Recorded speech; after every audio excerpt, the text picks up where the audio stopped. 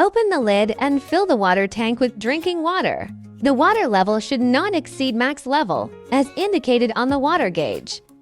Place the funnel securely into the funnel holder. Insert the permanent filter basket into the funnel. Add coffee powder into permanent filter.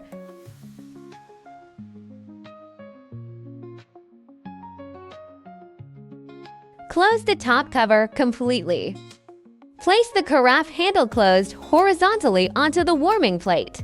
Press the power button, then brewing will begin. You can pause brewing anytime by on-off button. Press the on-off button again to resume brewing. You may remove the carafe to pour coffee at any time. Brewing pauses automatically. Replace the carafe within 30 seconds to avoid spills. When brewing finishes about 1 minute after dripping stops, remove the carafe and serve.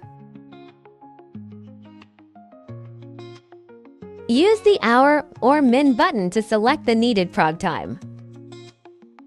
Then press the prog button again to confirm the set time.